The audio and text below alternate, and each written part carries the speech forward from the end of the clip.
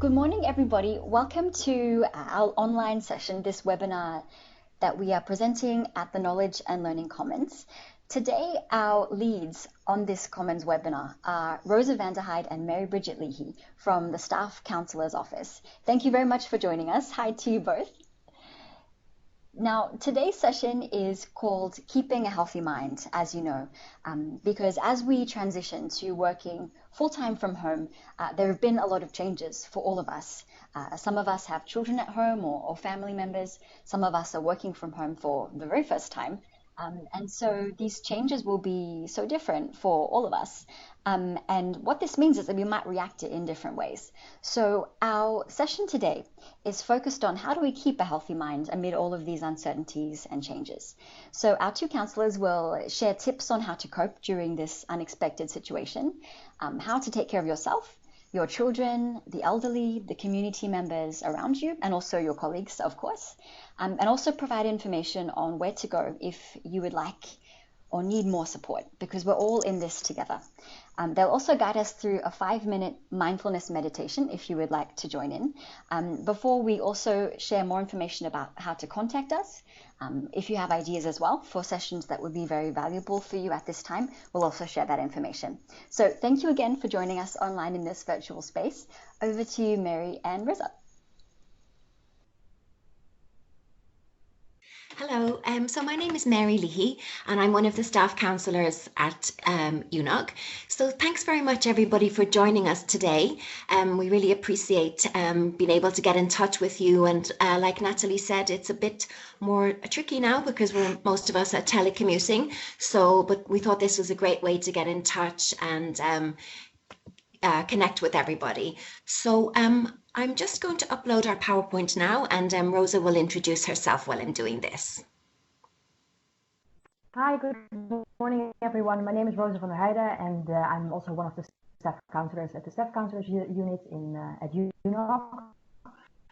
It's a pity that I'm not able to see all your faces, but I'm happy that we're able to connect through this channel, and I hope to see you all when this period is over. Back to Mary.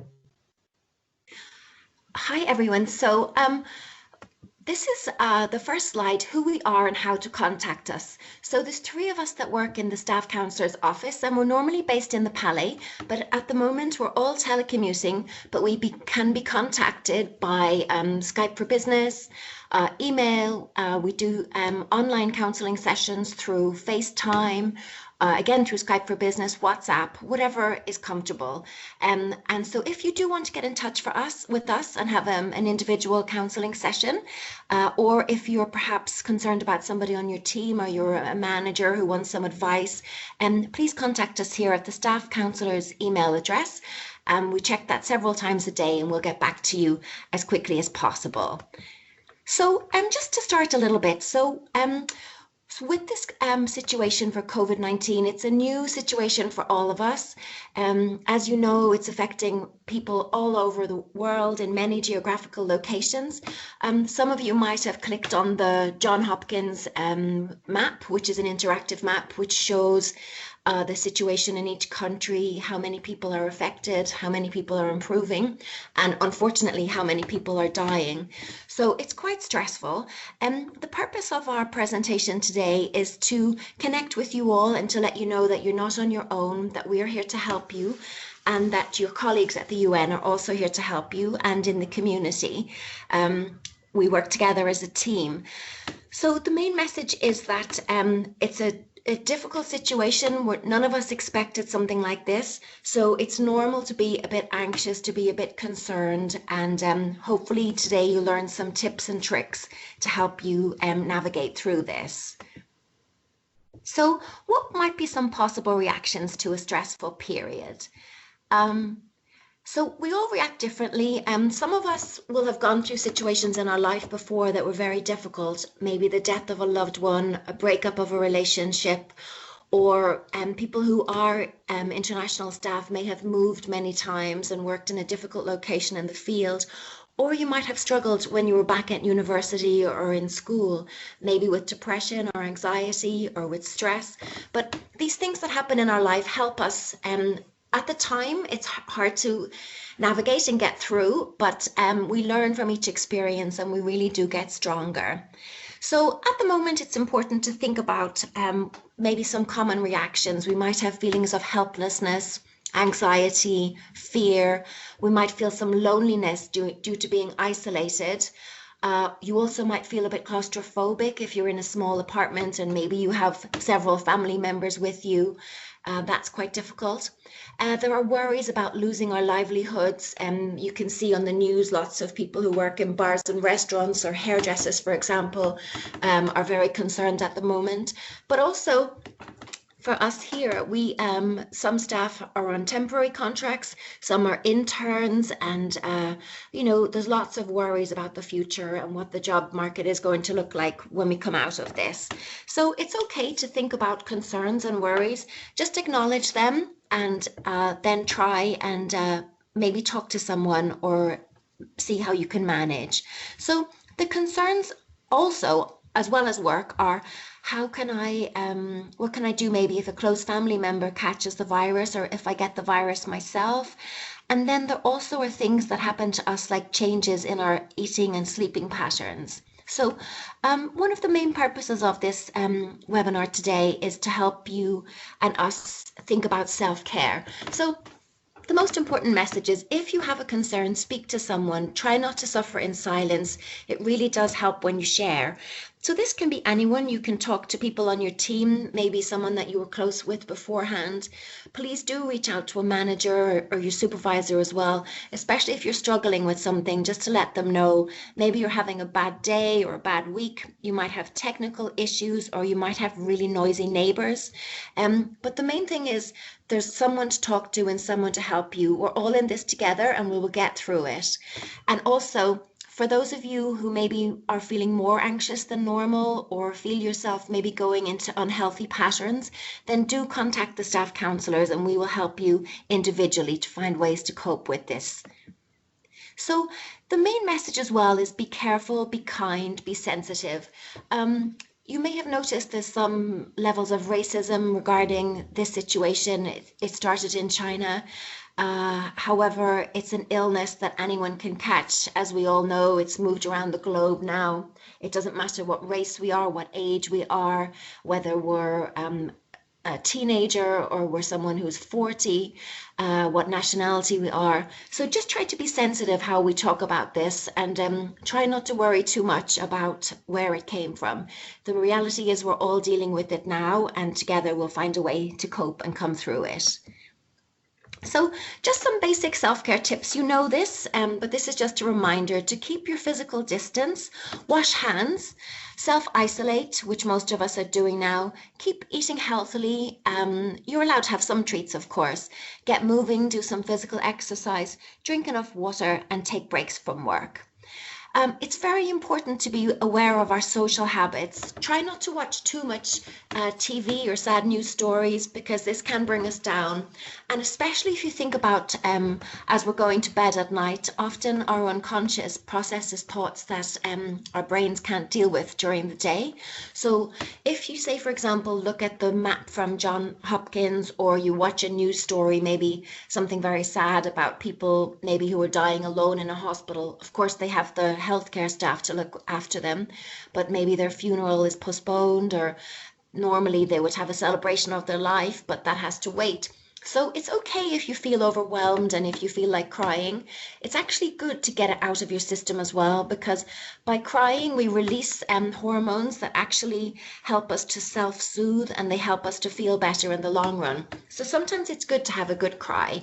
Maybe try and do it somewhere where it's appropriate, like maybe in your home and maybe when the children are gone to bed.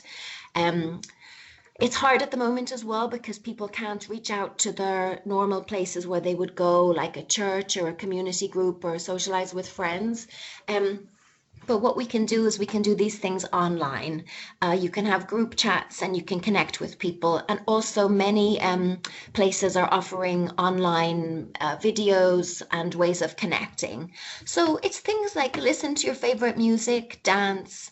A lot of organizations are introducing free apps on YouTube now, or different apps where you can exercise or you can learn a language again.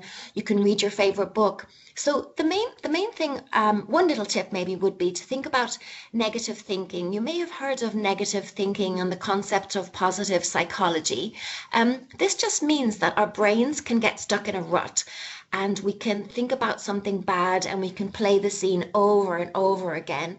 And this is what happens when we watch, say, online news. The story is repeated every 15 minutes. So what we have to do with negative thinking is become aware of it. Think, okay, this is a very difficult situation. I am worried about this and I have no control over this at the moment.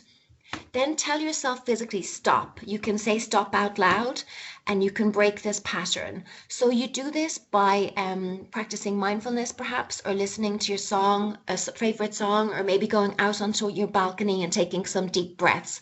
And the research shows that this really does help us. It helps us to stop what we call catastrophizing and worrying about everything. So those are just some little tips. And now I'm going to hand over to Rosa, and she will help you think about some self-care tips for work. Hi everyone. So I've now just took back the sharing of the PowerPoint. So let me go through the right slides. So we are now here to talk about self-care tips for work. So it's very important, of course, to take care of ourselves also in these times, because we're not used to work from home full-time and to have work, family, private life, everything at the same place. So one of the things that is very important is to keep to have a routine and to keep the routine and a structure. It's very important also when we're a bit anxious to maintain a routine. It's important when working from home to get up at the same time every day, to get dressed, to take a shower, and the things that you would normally do when you would go to work. Of course, it can be tempting to maybe stay a bit longer in bed, maybe to snooze the alarm, but it is very important to remain the routine as much as possible. Also, it can go on for a while. Of course, it's very uncertain. We do not know how long it will take, but it is important to maybe also take a break. If we have to stay at home for a couple of weeks, you might take a little break to switch off from work. Also, it's important during the day to keep a little breaks, coffee break, maybe have a virtual break with your colleagues, or to call your family members if you used to do that by the end of the day. Another thing that is very important for us to do is to stay connected. Communication is very important in general, but even more now that we're not in the office anymore. We're so used to walk to our neighbor and to say, discuss something quickly, what's going on at work. Now we have no idea if someone is busy, if someone is on the phone, if someone is working on something. So I think it's very important, especially also when we have different schedules, when we, for example, see that people also need to find a balance between home and work, and especially when family members are also in the house, to, for example, say, okay, I am available from 8 to 12, and to communicate that both with your co-workers, with your supervisors, with the whole team. I think what's also very important, and it might be taken for granted, but I think even if I look to myself, it's very important to also be kind to yourself. If we look at the technologies, it's all quite new. We're not used to work full-time at home and to use all these technologies. It can be frustrating if you feel things are not working. So don't put yourself under too much pressure. It's okay if we make mistakes. It's okay if it's a little bit slower at the moment, because we will catch up again and things will go back to normal. Also, some of you might have to work harder than ever. I think this situation triggers two things. Some people are bored. They are at home because they have no idea. I mean, they might have ideas, but they cannot do anything because of the nature of work. and other people they have to work harder than ever before. So I think it's important for both groups and everything in the middle to take good care of yourself and to be kind to yourself. Also, if we start talking about self-care in our communities, helping others helps us to feel good. For example, you can check in by phone on neighbors or people in your community who may need a little bit extra support. Working together as one community helps us to go through this difficult time. Also, you might think of a buddy system in your team or unit.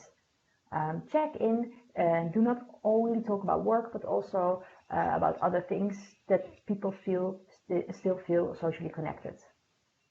Also, what is very important in our community is to honor the caretakers and the healthcare workers supporting people affected with COVID-19.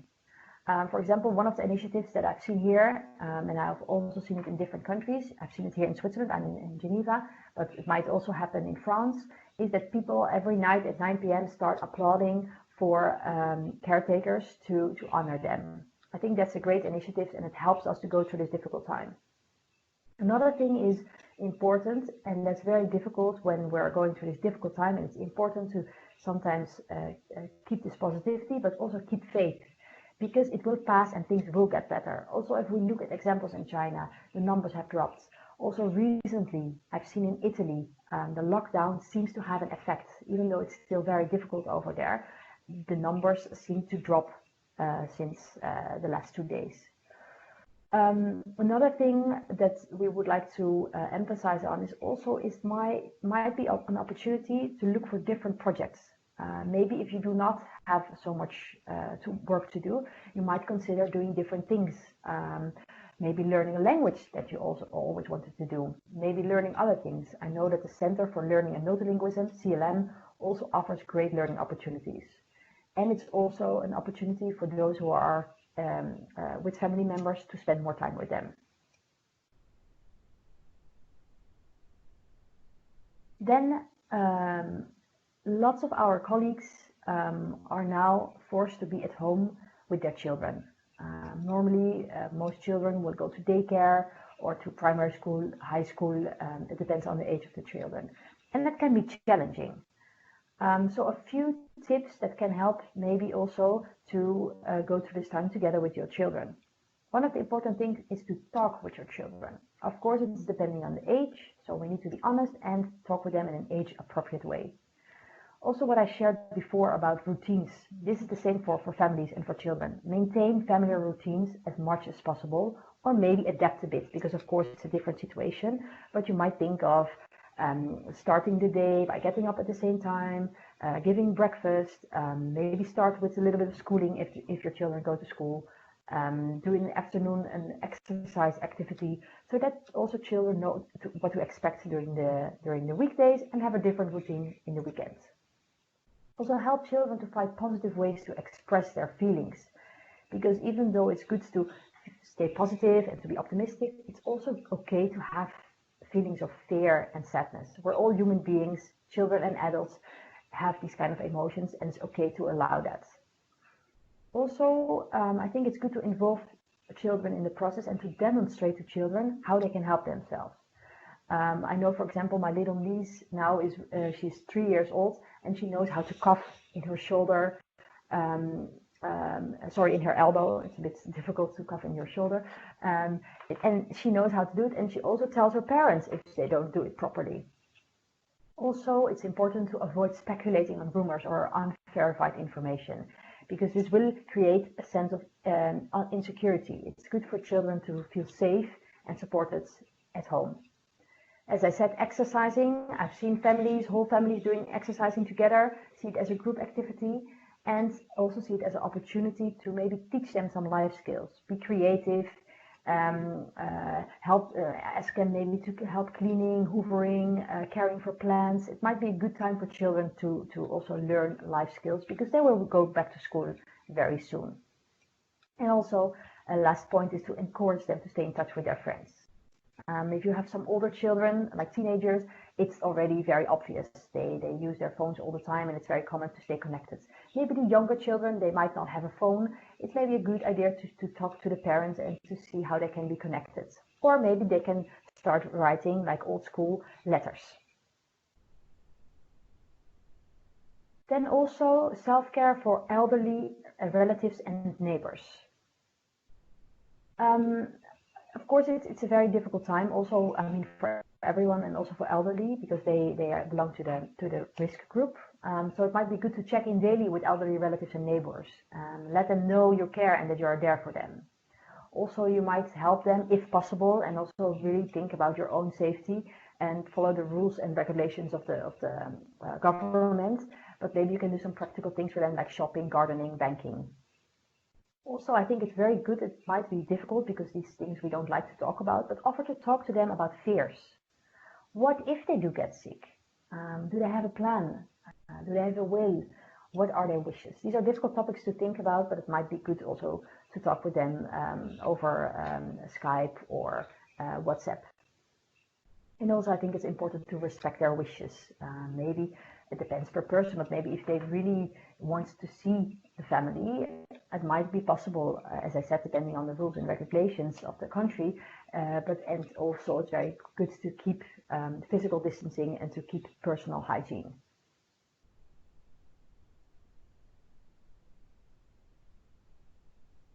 And then I want to talk a bit about how sometimes challenges makes us stronger. That might seem very difficult because it can be hard to stay positive. We're all going through a very difficult time. It's all very new to us, and it's very uncertain because we have no idea when it stops. It's scary to see that people are dying. It can be really difficult to focus on the positives. Also, we have travel restrictions. Perhaps you cannot go to your home country at the moment. Also, we had all plans maybe for Easter. We wanted maybe to go skiing. So there's lots of uncertainty, and it's therefore sometimes difficult to stay positive. But at the same time, it's also good sometimes to force ourselves a bit to also focus on good things that are happening. Like the environment is benefiting. We can see that in China and Italy, we hear positive stories of cleaner air and water. Also, what I find very important to share is that I find it very impressive to see how the whole world is working together to combat this virus. Researchers and scientists are working 24/7 to find a vaccine. As I mentioned before, the healthcare workers. So many people are doing things to combat this virus and to get through all of this together. Another thing that I find important is that we also see that people are recovering. What we see that the number in China is getting less, and also in Italy we see little by little it's getting a little bit better. Another thing that I would like to mention is that together with the Staff Coordinating Council, we are now setting up a task force for a peer-to-peer practical support network. We will inform you soon about this when we have more information, and it's really meant to help the people in the community that are more vulnerable and that might need a little bit of help. There's also a Facebook calling for volunteers. It's called, you can see it here, the UN Geneva community. Another thing that we want to share is that we've seen here is that a person in China, an Irishman in China, who wanted to show a little bit of hope. Because what we see there live in Wuhan, which was before the epicenter of the coronavirus, it's getting better there. They're getting back to normal. And I think it's really important that even though it's okay to have emotions and to have fear and to feel sadness, to also balance it, to focus ourselves also to have hope. Now I would like to give the floor back to Mary as we will together start doing a little mindfulness meditation session.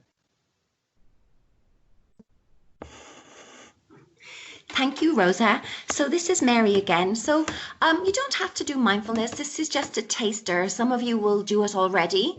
But the main idea is it's to teach all of us and to remind all of us to take little breaks during the day.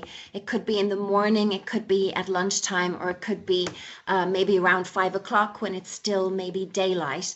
But if you don't like mindfulness, you can do something like jogging or walking. At the moment, it depends, but most people are still allowed out for a little bit.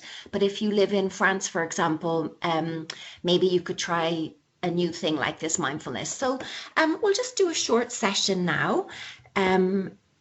So I'd like you all to start by finding a comfortable position. So most of us are probably sitting in a chair, or you might be sitting on your couch. So just take a couple of moments and notice where your feet are. Ideally, your feet are touching the ground and your back, your neck and your head are firm but not tensed. Just try to feel your whole body grounded and connected. And if you like, now slowly close your eyes. If you don't want to close your eyes, you could look down, just have your gaze into your hands. So we'll start by relaxing our eyelids. Relax your eyebrows and your forehead. Relax your temples and all of the muscles around your eyes. Relax your nose, your cheeks, your jaw, your chin, and your tongue. Notice the relaxation of your face.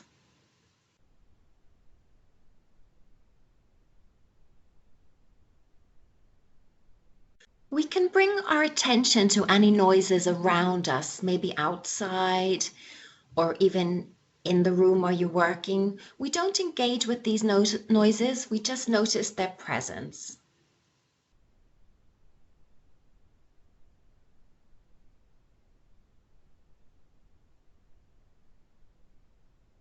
Where I am, I can hear birds, which is nice. Now we'll bring our attention to our breathing. For now, just observe the natural movement of your breath, your inhalation and your exhalation. Just follow the movement without changing and become an observer of your breath.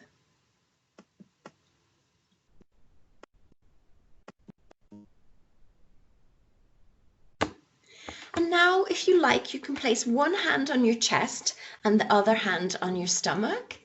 And as we inhale, this time take a longer, deep inhale.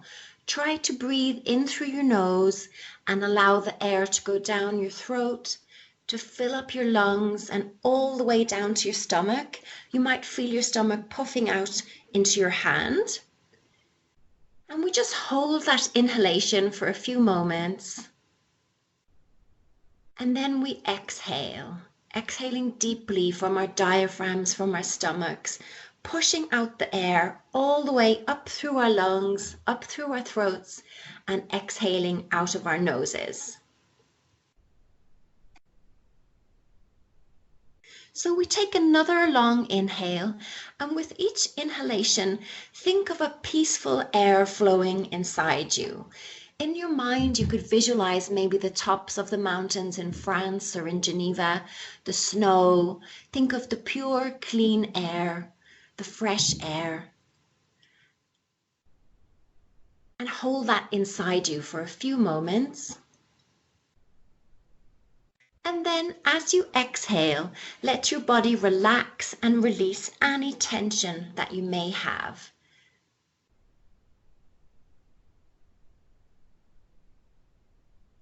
So we'll inhale deeply again, filling up our bodies with air all the way to your diaphragm with peaceful, clean mountain air.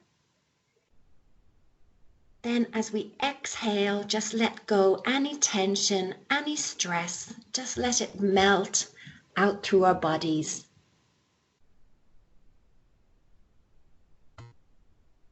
Now we'll bring our attention to our feet. Just curl your feet gently, maybe wiggle your toes a little bit, curl them underneath, and then hold that for a few moments. Don't strain the muscles though, and then let go. And now we'll just be aware of our body as we move from our feet and how grounded they are onto the floor. We travel up our legs, past our knees, up to our hip bones and our sitting bones. Traveling up the body to our core, up to our chest and our shoulders. And thinking of our necks. A lot of us feel strain in our neck, our back, our upper back and our lower back, or through the shoulder blades. Just paying attention to how your body is feeling at the moment. If it helps, you can push your feet into the ground so you'll feel more grounded and connected. So if you just tense the whole body for a moment, if you like, you can squeeze your hands into fists and you can curl your toes under, maybe suck in your stomach and squeeze the muscles of your abdomen for a few moments, just tightening the whole body, holding that for a couple of moments, and then letting go, releasing. And as we release and let go, think of allowing any tension, any stress to just melt away from the body, down from our shoulders to our core, down our legs, down to our feet, and out through our toes. Just thinking of a feeling of total relaxation as we allow the tension to just melt away. And now when you're ready, we'll bring our attention back to our breathing. Maybe take one deep breath again, hold it inside us, and then exhale deeply. And then prepare yourself to come back to the room. Maybe stretch a little bit, wiggle your fingers and your toes, and open your eyes. And we come back to the present and back to the room.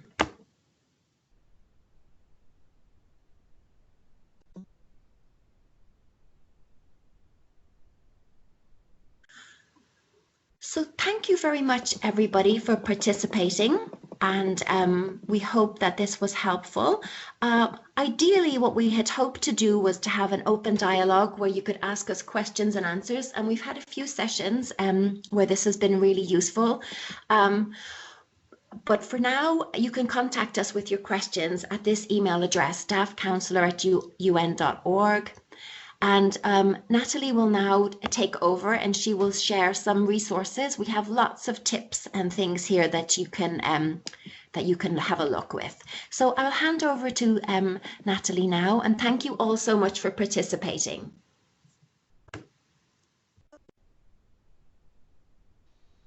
Thank you very much to Rosa and Mary for this great webinar. And again, our apologies that this could not be live right now, but we will do our best to make sure that we can have a live session for you very soon. As Mary and Rosa mentioned, if you need support, you can, there is help. So please do, if you have questions, especially related to your own situations, you can send them an email at staffcounsellor@un.org. But for those who have ideas for the Knowledge and Learning Commons, any other types of sessions online that would be useful for you, also if you would like to provide us feedback on what is best for you, you can email us at commons@un.org and we will do our best to get back to you as soon as possible. Until next time, hope you are well, take good care of yourselves, and see you soon.